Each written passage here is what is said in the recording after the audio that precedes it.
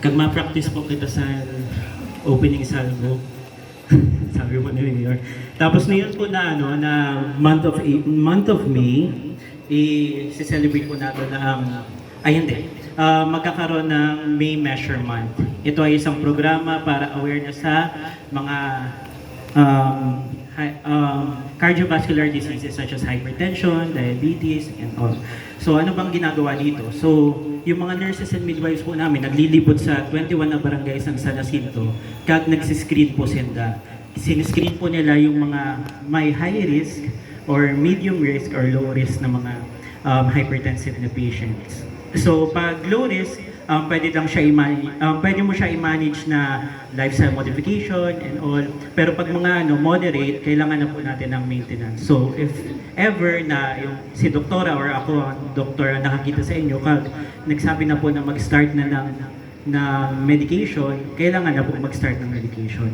So sino po ba ang tiga-screen dito? Mga 18 years old and above. Ano po? Tapos yan man po na last week sa April, sineselebrate man po natin ang World Immunization Week. So, April 24 to 30 po yan. So, tandaan po natin yung mga less than 1 year old natin ng mga bata, kailangan kumpleto po ang bakuna. So, ano ba ang ibig sabihin ng kumpleto ang bakuna? Isang BCG, isang Hepa B, 3 pentavalent, 3 OPV, tapos kahit isang measles MMR.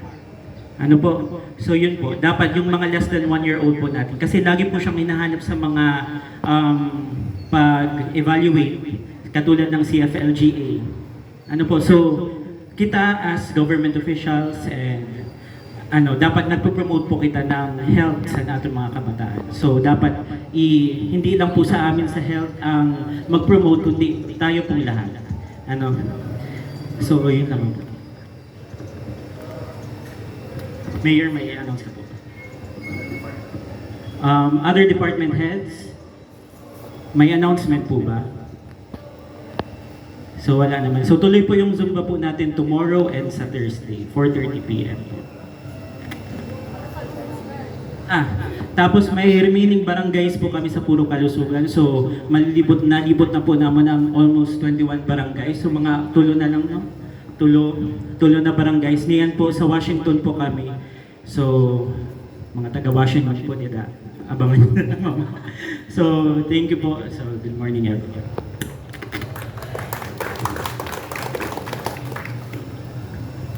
Thank you, Norlitada.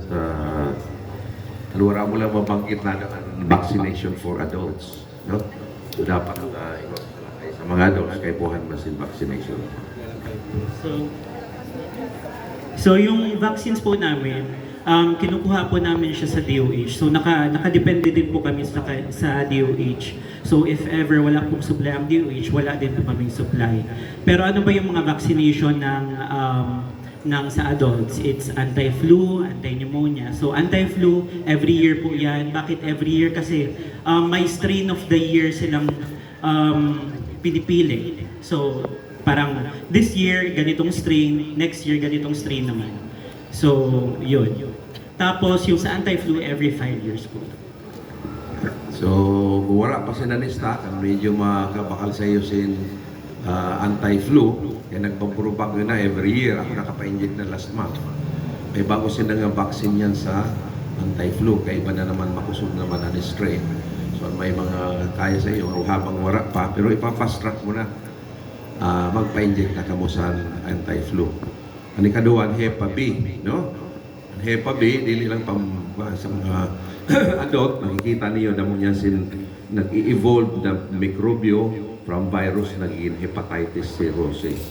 Nakita niyo itong bata ni Bichi, Kapitan Bichi. So, we should be very careful kag sa pagkaon natin sa mga tusok-tusok, lalo na mga isaw, no?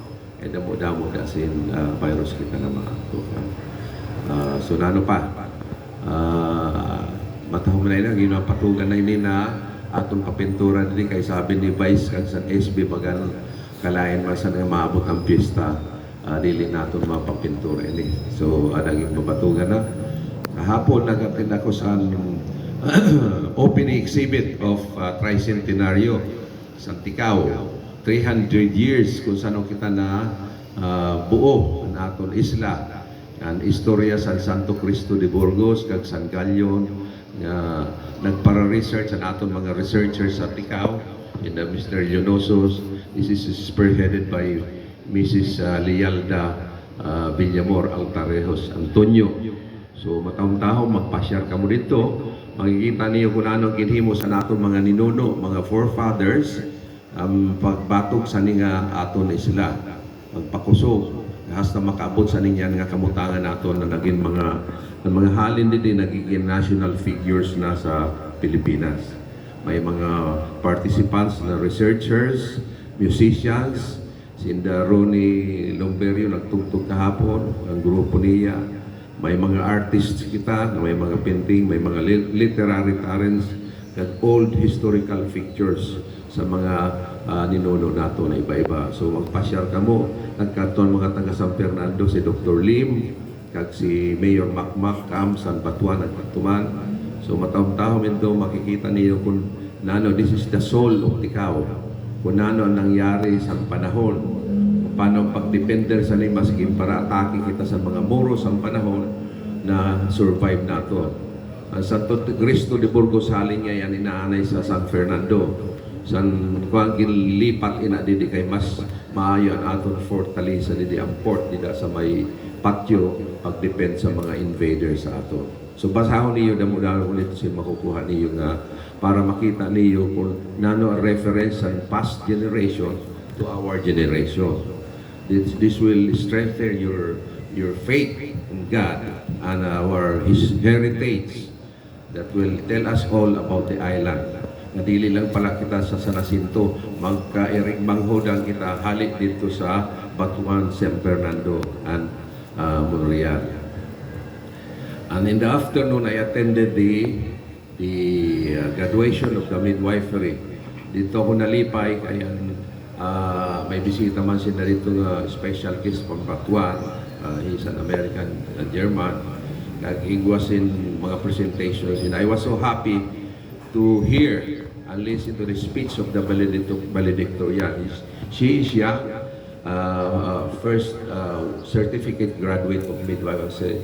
He speaks very fluent English, grammatical, homegrown. Dida nag-adal sa Liceo, elementary, high school, hasta niya nag-valedictorian siya sa midwifery. So pwede man, di ba na necessarily na magkanto kita sa Ateneo, sa UP, or sa Lasal, or sa diin nga lugar, or sa BU. Igumanya ang kita din nasa pagtalinguhay na sa bata. So that was a learning point from the past sa Museo de Ticao, Tricentenario, to the present and the future, to the young generation. So this way we are learning what is happening to our town and to the island. Yan, maabot ang aton fiesta. We have simple celebration. Magpuruling kita paglimpiyahon naton. Pakita naton sa mga balikbayan, mga balikpikaw, nga naton isla, ang aton lungsod, responsable sa pagkapot sa nga aton lungsod. Pagsakay ko pagkahapon halin sa bulan, ay nagpakatok sa Ligasyo may emergency meeting with DPWH. Kaya ginlalakat yun namo na Pierre mapakaayo para dili gyud masira. Nakita-kita o kadamo sa nag-uli. Puno do nga biyahe sa aga kag sa hapon puno. Gusto sabihin na talagang palangga pa sa naton mga kababayan ini nga lungsod naton kag sa naton the only home sa Jacinto, the only island, Ticao. So katawsan nga tradition kat nga nag-uruli kita at least once or twice or thrice a year during fiesta, during Holy Week, and during Christmas. Now, itong inasabi ni Bong Yun, na every Tuesday, Thursday, nagbatog na kami, nagkido-kido na kami dito, matibay magkido-kido si Architect Mike Cantela, para obserbahan ko, at si Rick sa likod, man si Juan, ito sa RHU, matibay. So, we start at 4:30, natapos kami mga 6 na. Mag-join ka mo mga SB, no? Vice, join ka mo. Basta mga Bureau of Fire. Tanang kita yung Tahong kay nakaram kita si Engineer Bidi maayo man sumayaw. So tanan nato kami damo-damo nga nag-attend. So tomorrow no 4:30. I would like to call the tourism officer para may share niya ang activity for the next few days.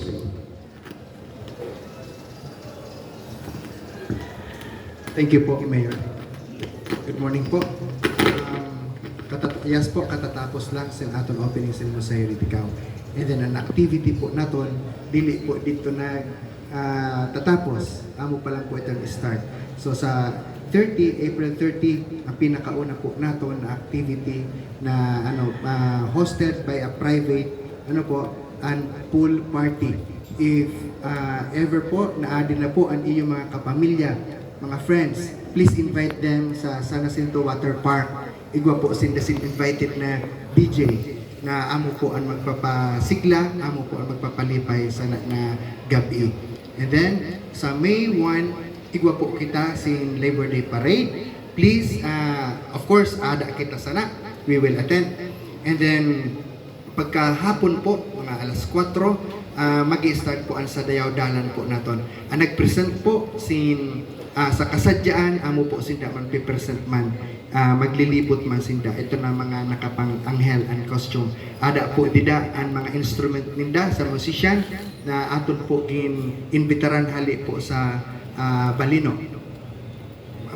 Balod, sorry, Balod.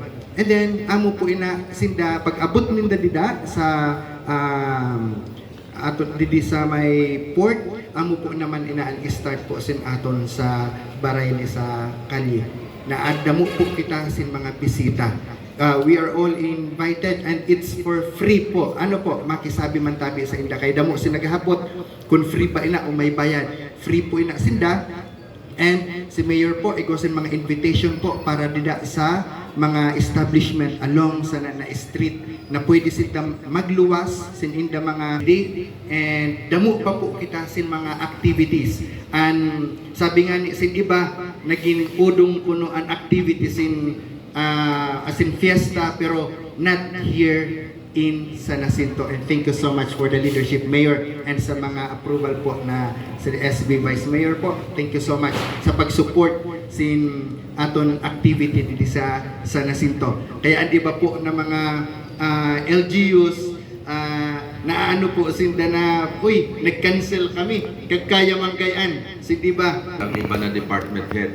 Our plan there, ang concept natin there should be a walkable area. Ang traffic management, ayuso na lang niyo sa SB kung ano sa mga stakeholders, sa PNP, sa PSO. But the concept is, it should be a walkable area for all people. Para ma-practice kita maglakad sin jutay nga kaysa ibang lugar, kahuruhag rayo nga ni sa gilikat at ninda na exercise ninda.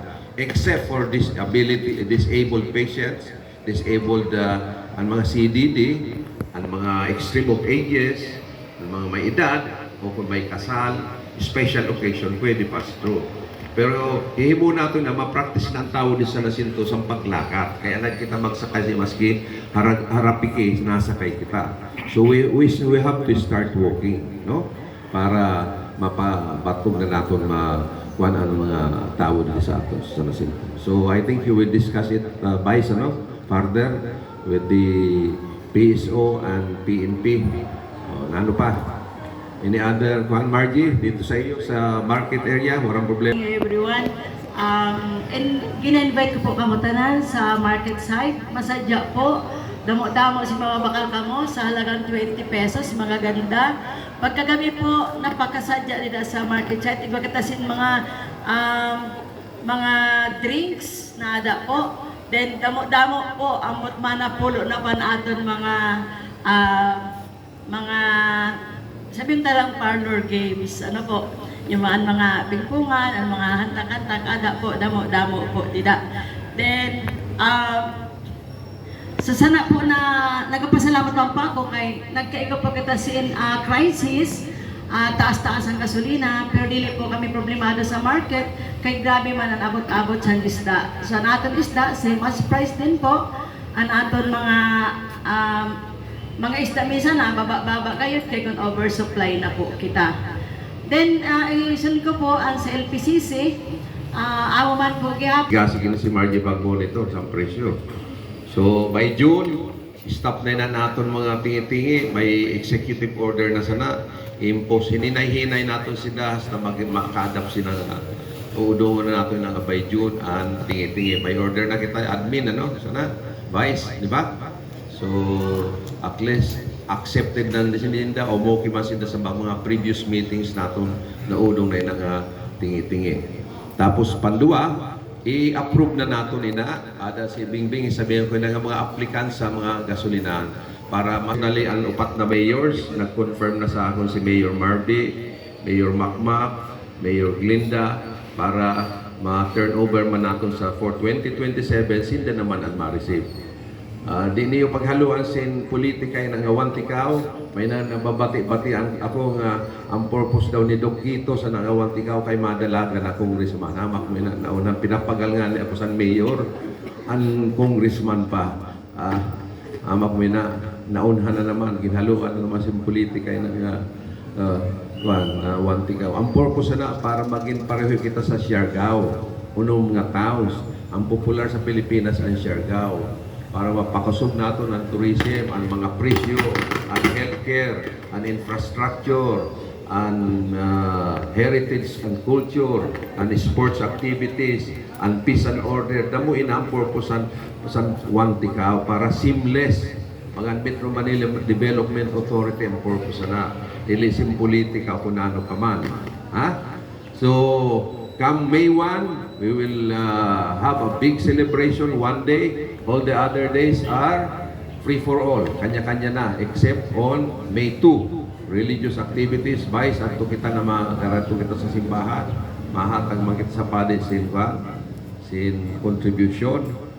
Magbarayli kita come may handa kita in the morning, brunch dito sa alfresco, tapos sa gab-imang at sa barayli. And bidi has bidi. So let us be one and let us go working. Thank you very much.